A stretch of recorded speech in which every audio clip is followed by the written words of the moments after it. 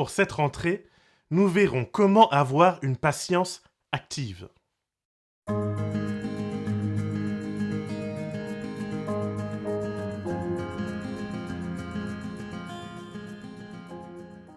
Bonne rentrée scolaire, universitaire et ecclésiale. Même si tu n'as pas pu prendre de vacances, l'été est quand même toujours une période particulière où notre rythme change un peu. Alors, le mois de septembre est l'occasion de se réinvestir dans nos activités et de pouvoir nous fixer un nouvel objectif. Pour la plupart d'entre nous, il s'agit simplement de survivre jusqu'à décembre. J'espère en tout cas que tu as pu te ressourcer durant cette période estivale et que ce mois de septembre, tu es prêt à affronter tes défis. Et si tu fais partie des quelques chanceux qui partent en vacances en septembre ou en octobre, alors profites-en bien et que le Seigneur te bénisse. En ce qui me concerne en tout cas, j'attends très bientôt un heureux événement. Je ne sais pas encore comment cela va impacter mon ministère, mais il est sûr qu'il risque d'y avoir du changement. Alors tant que je le peux, je profite pour continuer à cheminer avec toi. Si tu ne me vois plus pendant quelques semaines, tu sauras que je suis occupé avec ma famille et la bénédiction du Seigneur. J'ai essayé de prendre un peu d'avance sur ces capsules, et ce durant l'été. Mais malheureusement, ça n'a pas été possible. Alors, advienne que pourra. Quoi qu'il en soit, je sais que tu continueras à persévérer dans l'étude de la parole, de la Bible et surtout dans la connaissance de ton Dieu. Pour moi, étudier la Bible et expérimenter Dieu sont les éléments clés d'une vie spirituelle épanouie. Alors quoi qu'il arrive dans ta vie, ne lâche jamais. Reste attaché à ces moments d'étude et de réflexion. Reste attaché à ces moments où tu donnes à Dieu du temps pour qu'il transforme ton cœur. Car la vie est remplie d'impératifs, de difficultés et même d'épreuves. Mais celui ou celle qui reste attaché à sa foi les traversera avec beaucoup plus de confiance et de paix que si on fait le choix d'abandonner. La semaine dernière, lors de notre dernière capsule, nous avons parlé de l'importance de la patience. Aujourd'hui, j'aimerais voir avec toi comment nous pouvons rester actifs dans l'attente de la délivrance divine. Oui, je le redis encore aujourd'hui. La patience est souvent la clé de beaucoup de nos épreuves. Tant de fois j'ai cru que j'allais mourir, que mon épreuve était trop forte, trop intense, trop présente. Et pourtant, après quelques mois ou après quelques années, je me suis rendu compte que finalement ma vie ne se résumait pas à ces épreuves. Je suis de nature impatiente, c'est vrai. Alors, c'est pour moi un véritable combat. J'ai tendance à agir de manière impulsive, à me laisser emporter par l'émotion du moment et à partir très vite en guerre contre les injustices, qu'elles soient réelles ou perçues comme telles. Mais Dieu m'a appris et il m'apprend encore la valeur de la patience. Mais soyons francs, que veut dire concrètement patienter et compter sur Dieu? Est-ce à dire qu'on ne fait rien? Est-ce à dire qu'on se laisse marcher dessus? Qu'on se laisse écraser par l'épreuve? Qu'on change de branche? Qu'on change de voie?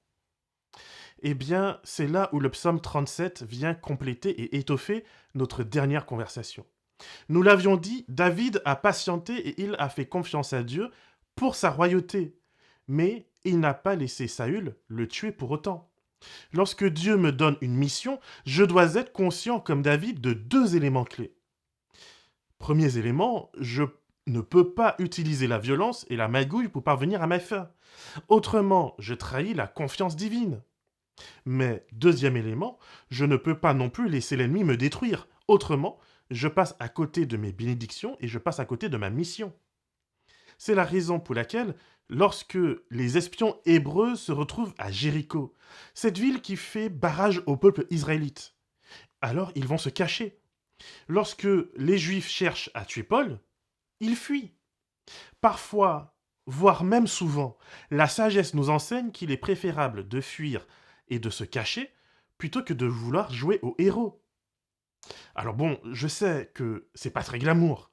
Je préfère tellement les histoires héroïques telles que Samson détruisant ses ennemis ou Moïse ouvrant la mer en deux. Mais ces histoires sont des exceptions. Dans la généralité, Élie se cache et Jésus fuit Hérode. La délivrance de l'Égypte a aussi été une fuite de l'Égypte. Dieu n'a pas délivré Israël de l'esclavage afin qu'Israël devienne les nouveaux maîtres de l'Égypte. mais uniquement afin qu'ils retournent là où ils pourraient être en bénédiction pour le monde, sans pour autant créer leur propre empire.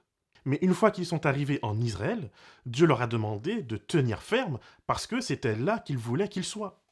Donc tu vois, Dieu nous demande de partir lorsqu'il le faut, mais Dieu nous demande aussi de rester quand il le faut. Or, trop souvent, nous voyons la foi qu'à travers le prisme de la conquête, de la gloire, de l'abondance, comme dirait quelqu'un. Et lorsque nous voyons quelqu'un faire le mal et profiter, prospérer, réussir alors que nous sommes en fuite, alors que nous sommes dans l'épreuve, dans l'humiliation, la tentation est forte de changer notre éthique, de se dire qu'après tout, ce n'est pas si grave, qu'après tout, tout le monde le fait, et que nous aussi, nous pouvons rester en Égypte. On est sur le point de passer pour un blaireau, alors pourquoi ne pas goûter du bout des lèvres au plaisir de ce monde? Je t'invite à visualiser quelques instants la tribu de Lévi, la seule à ne pas participer au culte du veau d'or. Comment ont-ils dû se sentir? Quels sont les doutes qui ont dû traverser leur esprit? Comment leurs leaders et leurs responsables ont-ils pu les convaincre de s'abstenir de l'idolâtrie alors que tout le monde le faisait et passait du bon temps? C'est vraiment une chose que de patienter durant une épreuve que l'on sait passagère. Face, par exemple, au deuil, face à la perte d'un emploi, face à la destruction de son mariage. On passe, c'est vrai, un sale moment, mais on sait qu'il y aura une fin. En tout cas, c'est ce que tout le monde s'empresse à nous dire. Ça va bientôt finir. Mais selon moi, l'épreuve ultime, c'est de voir quelqu'un contacter son défunt et me raconter tous les beaux moments passés en compagnie de cet être cher. Et savoir que, pour moi, une telle option est impossible. Douter que cette option soit impossible. L'épreuve ultime, c'est encore d'entendre cet ami me raconter comment il a fraudé Pôle emploi, son ancien patron ou la Sécu, et me dire que, moi, qu'est-ce que je fais dans tout cela? Si tout le monde le fait, est-ce que j'ai pas aussi la possibilité d'en faire un peu? Encore quelque chose de difficile, c'est dans mon mariage. C'est de le voir s'écrouler et de continuer à ramer alors que je pourrais passer à autre chose. Après tout, une de perdue, 10 de retrouvée, n'est-ce pas? Vraiment, ce que je trouve dur, c'est de rester intègre à mes valeurs, à mon éthique, à ma foi, alors même que des personnes proches, même des personnes de confiance, des pasteurs m'expliquent que faire un petit écart, c'est pas si grave. Dans le psaume 37, David nous parle de beaucoup de promesses de Dieu, mais il a aussi conscience que toutes ne se réaliseront pas durant notre vivant. C'est la raison pour laquelle il va dire par exemple au verset 16, mieux vaut le peu du juste que l'abondance de beaucoup de méchants. Et oui, patienter sur la délivrance divine signifie parfois aussi que je vais vivre dans le peu, que je vais vivre dans la frugalité, que je vais vivre dans l'injustice et dans l'humiliation, dans l'humilité. Le peu du juste, c'est parfois le manque financier, mais cela peut aussi être le manque de reconnaissance. C'est passer pour le trouble fait, pour le coincé de service. C'est ne pas être de la religion la plus populaire, malheureusement. Et David sait que pendant que le juste, c'est-à-dire celui ou celle qui marche en bonne conscience avec Dieu, accepte ce peu, ce manque, nous pouvons être entourés par l'abondance des méchants et des injustes, c'est-à-dire des personnes qui méprisent l'éthique de justice et d'égalité du Christ. Et tandis qu'on invite le juste, c'est-à-dire le pauvre, à faire preuve de compréhension pour les manques qui viendront s'empirer dans sa vie, certains prennent des jets privés pour faire simplement 10 minutes de trajet. Alors face à toutes ces inégalités, ces injustices, David nous donne au premier verset son premier conseil. Il nous dit « N'envie pas les autres, ne te mets pas en colère contre ceux qui agissent mal. » Mais c'est difficile pourtant. Comment faire pour ne pas être en colère quand on regarde les injustices actuelles? Et en plus, je le sais, c'est pourtant dans l'air du temps. Avoir de sainte indignation, de sainte colère contre les riches, contre les patrons, contre le président, contre le réchauffement climatique, contre le patriarcat ou contre le féminisme, contre les hommes ou contre les femmes. Être en colère soit contre les riches qui veulent tout, ou contre les pauvres qui ne travaillent pas assez. Chacun se justifie de sa colère et finalement, celui ou celle qui n'est pas indigné, qui n'est pas en colère, passe même pour quelqu'un d'anormal. Comment peux-tu ne pas être en colère? Il me semble qu'aujourd'hui, pour exister, il faut une cause, il faut un combat, il faut une lutte. Si tu n'as pas de lutte, c'est que tu fais partie des classes privilégiées, tu fais partie des endormis. Et on te dira, comme disent les Anglais, check ton privilège. Dans Exode 32, Moïse qui est sur la montagne. Et pendant ce temps, la majorité du peuple d'Israël fait la fête et adore une statue. Pourtant, les éclairs continuent à déchirer le ciel. La présence divine semble non seulement être encore présente, mais puisqu'aucune punition immédiate n'est administrée, elle semble même encourager. Dieu doit profiter de la vue et se réjouir avec le peuple. Sûrement que Dieu ne peut pas être contre un peu de joie et d'amusement. En ce qui me concerne, cette scène me parle énormément parce qu'elle me renvoie à ma propre situation. Cette scène me parle de notre monde actuel. Tant de personnes sont persuadées de faire le bien, de suivre une éthique irréprochable, alors que Dieu est sur le point de tous nous juger. Pour beaucoup de personnes aujourd'hui, l'ennemi c'est toujours l'autre, mais on ne se remet jamais soi-même en question. Et justement, faire le bien, c'est parfois accepter de marcher seul. David compare les injustes à l'herbe des champs. Cela pousse vite, cela pousse fort, cela pousse en nombre, mais cela disparaît tout aussi vite. Et souvent, dans les plaines ou dans un champ, il se peut qu'il n'y ait qu'un seul arbre, entouré d'herbes vertes. Et peut-être que cet arbre doit se dire, mais j'ai un problème. Je ne suis pas comme les autres. Si tout ce qui m'entoure n'est que verdure foisonnante, alors mais pourquoi je suis là, moi tout seul, avec ma vieille écorce toute marron? Je suis laid, je suis gros, je suis lourd, je suis vieux peut-être. Pourtant, nous savons tous que cet arbre vivra bien plus longtemps que l'herbe qui l'entoure. Et c'est justement sur cette espérance que David nous invite à nous accrocher. Non pas passivement d'ailleurs, mais voilà, si on lit le texte, sa deuxième invitation. La première était de ne pas envier et de ne pas se mettre en colère, mais il se trouve que notre cerveau a tendance à faire exactement ce qu'on lui dit de ne pas faire. Si je te dis par exemple, ne pense pas à un cheval, sois honnête, à quoi viens-tu de penser? Eh oui, à un cheval, normal. Donc il ne suffit pas de se dire de ne pas faire quelque chose pour ne pas la faire. C'est important, c'est vrai, d'avertir et de dire qu'il y a des précipices. Mais même si c'est un conseil utile et important, si tu conduis sur une route sinueuse, alors il me semble que ton moniteur d'auto-école t'a sûrement appris à te focaliser davantage sur la route que tu dois suivre plutôt que sur l'obstacle que tu dois éviter. Plus tu fixes l'obstacle et plus tu as des chances de te le prendre en pleine face. En ce qui me concerne, c'est vraiment une leçon que j'ai dû apprendre, et particulièrement dans ces occasions où je croise une autre voiture qui vient à vive allure. J'avais tendance à regarder pour voir si mon rétro passait ou si ça cassait. Mais évidemment, j'ai dû apprendre à gérer mon réflexe, j'ai dû apprendre à regarder plutôt la route où je dois placer mon véhicule pour pouvoir justement éviter de prendre mon rétroviseur sur la voiture qui arrive. Alors je ne sais pas ce qu'ont fait les Lévites pour ne pas rejoindre le reste de leurs frères en idolâtrie. Mais voilà ce que le roi David me dit de faire au verset 3.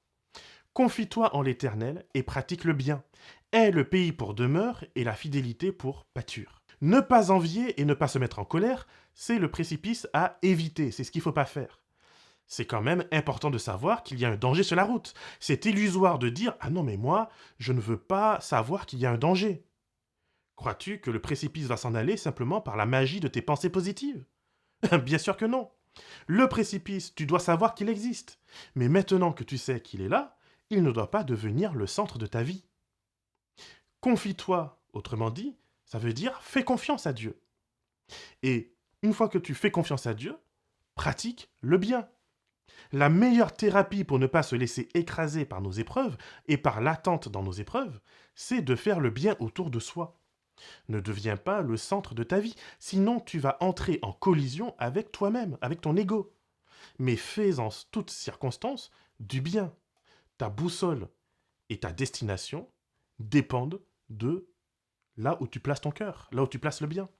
Ne va pas voir si l'herbe est plus verte ailleurs que chez Monsieur Seguin. Habite pleinement le pays.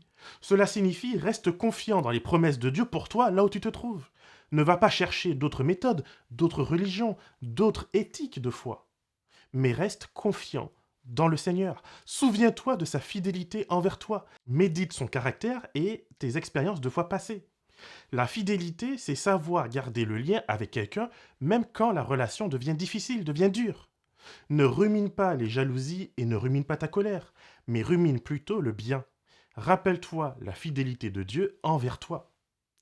Car Dieu, même dans l'Ancien Testament, est un Dieu de fidélité, de bonté et de grâce. David, lui, l'a compris. C'est la raison pour laquelle il ne craint pas le jugement divin.